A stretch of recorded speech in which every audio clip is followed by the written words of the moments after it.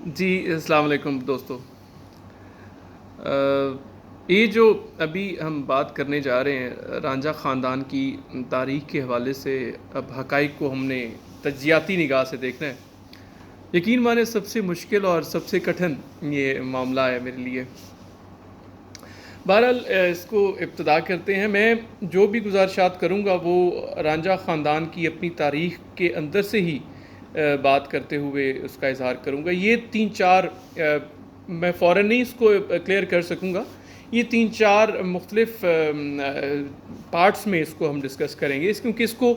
باقاعدہ تفصیل سے ڈسکس کرنا پڑے گا تاکہ ہم اس کو صحیح طریقے سے سمجھ بھی سکیں۔ تو عرض یہ ہے کہ جی رانجھا خاندان نے جو کلیم کیا ہے وہ یہ ہے کہ جی حضرت اکرمہ بن ابی جہل کی اولاد ہیں، وہ بنو مخزوم قبیلے سے ہیں، اور وہ تشریف لائے ہیں یہاں پہ محمد بن قاسم کے جو لشکر تھا اس کے ساتھ تشریف لائے ہیں وہ۔ اچھا، اب پہلا میرا جو اس پر اعتراض ہے وہ یہ ہے کہ ان کی مطابق اکرمہ بن ابو جہل، ان کا بیٹا حنیف، ان کا بیٹا جد، ان کا بیٹا زادم اور ان کا بیٹا سلطان سندہ، پانچویں نسل یہ بنتی ہے۔ پانچویں نسل سلطان سندہ پانچویں نسل بنتی ہے بمطابق تاریخ رانجگان، کہ جو انڈیا میں آئے اور انہوں نے انڈیا میں آ کر اپنی طرز بود و باش ہے یا طرز رہائش اختیار کی، اور یہاں پر پھر مقامی طور پر ٹھہر گئے، اور وہ ایک فوجی بن کر، سپاہی بن کر آئے تھے۔ اب آپ خود سوچیں کہ 13-14 ہجری میں، 12-13 ہجری میں حضرت اکرمہ بن ابی جہل ایران کے معرکے میں شہید ہو رہے ہیں، حضرت خالد بن ولید کے اس فوج کے سپاہ میں۔ اور اسی طریقے سے اگر آپ دیکھیں تو یہ جو واقعہ ہے حضرت محمد بن قاسم کا یہاں پر آنے کا، وہ میکسیمم اگر اور نہیں تو یہ 68 اور 69 ہجری کے آگے پیچھے کہیں آ کر بنتا ہے، ولید بن عبد الملک کے شاید یہ دور میں بنتا ہے۔ تو یہ 50 سال کے دوران 5 نسلیں ایک دوسرے کے اوپر اتنی بڑی عمر تک کیسے پہنچ سکتی ہیں کہ وہ ہندوستان میں آ کر جنگ کریں؟ ایک تو پہلی نسل اکرمہ بن ابو جہل تو چلو وہ شہید ہو گئے، ان کا بیٹا بھی مان لیا، ان کا پوتا بھی مان لیا، آگے سے پڑپوتا جو ہے سلطان زندہ، وہ 50 سال میں اتنا بڑا کیسے ہو سکتا ہے کہ وہ ایک سپاہی بن کر ہندوستان آ کر وہ جہاد کر رہا ہے؟ اچھا، پہلا تو یہ نقطہ ہے۔ دوسری عرض یہ ہے کہ انہوں نے اپنی تاریخ میں یہ واضح کیا ہوا ہے، یہ لکھا ہوا ہے باقاعدہ، یہ جب ذکر ہوتا ہے نا ان کے خاندان کی، اس کی آپ کہتے ہو فیملی کے بارے میں، تو یہ اس پہ لکھا ہے جی کہ زادم کے 8 بیٹے تھے، 8 بیٹوں میں صاحب، وزیر، لکھمیر، نومیر، اکمان، بھائی، سومرا اور سلطان سندہ ہیں۔ اب میرا یہاں پر ایک سوال ہے، وہ یہ ہے کہ یہ کون سا عرب ہے، یہ کون سی عربی نسل یہ بنو مخزوم قبیلے کا شخص ہے جو اپنے کسی ایک بیٹے کا نام بھی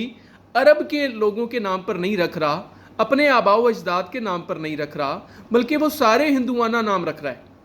اچھا، پھر اس میں جو سومرا ہے، سومرا ایک بہت مشہور ڈائنیسٹی، ایک مشہور سلطنت رہ چکی ہے سندھ میں، سومرا خاندان کی نسل، اور یہاں اس کو ہم انٹر لنک کریں گے بعد میں کہ یہ عربوں کے ساتھ تعلق ان کا بنتا کیسے ہے، وہ جس حوالے سے بنتا ہے اس کو اگلے آنے والے کسی پارٹ میں ڈسکس کریں گے۔ تو سومرا جو ہے یہ ایک بڑی ڈائنیسٹی ہے سندھ میں، اور لسبیلا، سندھ اور یہ جو صدرن پنجاب ہے ادھر، ان کا اپنا تقریباً 300-400 سال انہوں نے رول کیا۔ اب یہ سوچنے والی بات ہے کہ عربی نسل جو لوگ ہیں وہ اپنے بیٹوں کے نام کہیں پہ بھی، جو پہلا خاندان آ رہا ہے وہ کوئی بھی نام اپنے بڑوں کے نام پر یا عربی نام پر نہیں رکھ رہا۔ اور پھر اس سے بھی آگے کمال کی بات ہے کہ سلطان سندہ، جس کے بارے میں کلیم کیا جاتا ہے کہ رانجھا خاندان کہتا ہے کہ جی ہمارے 4 فادرز ہیں، اب ان کے پہلی جو اولاد ہے جو انڈیا میں بتائی جا رہی ہے، اس کا نام دیکھیں جی، اس کا نام ہے لکھن۔ اب ونس اگین پھر وہی بات آ جاتی ہے کہ اب میں اگر اپنی اولاد کا نام رکھوں گا تو میں اپنے کسی بڑے کے نام پر رکھ کر زیادہ خوشی محسوس کروں گا، بجائے اس کے کہ میں ہمسائیگی میں کسی کے نام پر اپنے بیٹے کا نام رکھوں، اور خاص طور پھر وہ جب ہمارے عقائد بھی آپس میں نہ ملتے ہوں۔ آپ جانتے ہیں کہ لکھن ایک ہندوانہ نام ہے، اور ہندو مائتھولوجی میں اس کا بہت ایک اہم کردار رہا ہے، رام اور لکھن، اور اس حوالے سے ان کا بڑا کردار ہے۔ تو لکھن نام ایک عربی النسل بنو مخزوم قبیلے کا فاتح شخص جو فتح مند ہے، وہ کیسے اپنے بیٹے کا نام جو ہے لکھن رکھتا ہے؟ اس کو تو نام احمد رکھنا چاہیے تھا، اس کو تو معاذ رکھنا چاہیے تھا، سعد رکھنا چاہیے تھا، معوذ رکھنا چاہیے تھا، اس کو تو حریرہ رکھنا، اس کو تو خالد رکھنا چاہیے تھا، یا اکرما رکھ لیتا. بہرحال اگلا میری جو عرض ہے وہ یہ ہے کہ جی سلطان سندھا کا بیٹا لکھن، لکھن کا بیٹا دھرانا، اور دھرانے کے بیٹے جو ہیں ان میں لفظ آتا ہے رانجھا کا. یہ دیکھیں جی، یہ رانجھا جو لفظ ہے یہ اس کے بیٹے ہیں. ان میں آپ غور سے دیکھیں، ان میں اس کے بھائیوں میں، رانجھا کے بھائیوں میں ایک نام آتا ہے مچڑ، گڈگور، فریدی، سمور، بھابا. اب یہ وہ خاندان اور وہ لوگ ہیں، یہ وہ کلینز ہیں، یہ جو ٹرائبز ہیں جو اپنے آپ کو جٹ کہتے ہیں. یہ کیسے ممکن ہے کہ ایک ہی باپ کی اولاد ہوں سارے، ایک ان میں سے اپنے آپ کو عربی النسل کہے کہ میرا باپ عرب سے آیا تھا، اور باقی جو بھائی ہیں وہ اپنے آپ کو کہیں کہ جی ہم جو ہیں وہ جاٹ ہیں یا نیٹیوز انڈیجنس یہاں کے لوکل لوگ ہیں. اچھا، یہ پھر آگے مسلسل تکرار ہے تمام مقامی ناموں کی، ہندوانہ ناموں کی، جن میں سارے ایسے نام ہیں جو کہ عرب سے منسلک نہیں ہے، جن کا فارس سے تعلق نہیں ہے. تو میرا یہی اعتراض بنیادی طور پر، پہلا اعتراض تو یہ ہے کہ جو ناموں کے حوالے سے خاندانی جو ایک تعلقات ہیں، جیسے سومرا خاندان کا بتایا، جیسے میں نے بھابے بتائے ہیں، گڈگور بتائے ہیں، مچڑ بتائے ہیں، ان کے حوالے سے کہ ان کی کلیم ڈیفرنٹ ہے اور رانجھا جو ہے ان کی کلیم ڈیفرنٹ ہے. اب یہ ایک میرا پہلا بنیادی نقطہ ہے. اس کے علاوہ باقی جو ہے یہ تو بات اور علیحدہ ہے کہ سلطان سندھا اور آنے کا وقت اور حضرت اکرمہ بن ابو جہل کی شہادت کا وقت، 50 سال میں 5 نسلیں پروان چڑھ کر اتنی بڑی اور طاقتور کیسے ہو سکتی ہیں کہ وہ ہندوستان میں آ کر اپنی فوج بھی لے گئے اور فوج کے ساتھ ساتھ وہ اپنا مطلب وہ اپنا ایکسپیڈیشن بھی لے کر آ سکے. اچھا، اس کے علاوہ باقی جو یہ ٹائم پیریڈ ہے اس میں بھی کافی ایسی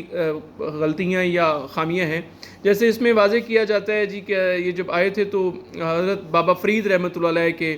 ساتھ بڑا عقیدہ تھا ان کا، سلطان سندھا کا. حضرت بابا فرید رضی اللہ عنہ تو اس کے تقریباً 300-400 سال بعد دنیا میں تشریف لا رہے ہیں. تو یہ ایسی چھوٹی چھوٹی کئی چیزیں ہیں جو کہ تاریخ کے حوالے سے ایک طالب علم کو کافی ہو جاتی ہیں کہ وہ اپنی تاریخی تحقیق کو یا اپنے علم کو کسی ایک خاص طرف لے جا سکے. اب اس سے جو اگلا حصہ ہے اس میں سومرا خاندان اور اس سے وابستہ جو سندھ میں جو ان کی ایک راجدھانی رہی ہے اس سے وابستہ کچھ چیزوں کو ڈسکس کروں گا. اس میں عربوں کا ذکر آتا ہے اور اس کے ساتھ راجہ داہر کا جو ایک ٹینیور ہے اس میں چچ خاندان کا جو جٹوں کے ساتھ سلوک تھا اور جٹوں نے کیسے عربوں کا ساتھ دیا اور عربوں کے ساتھ مل کر کیسے سندھ کو فتح کیا، یہ اس میں کیسے جٹوں کا کردار ہے، اس کا ذکر انشاءاللہ تعالی زندگی رہی تو اگلے جلدی آپ سے اگلے حصے میں اسے ڈسکس کیا جائے گا.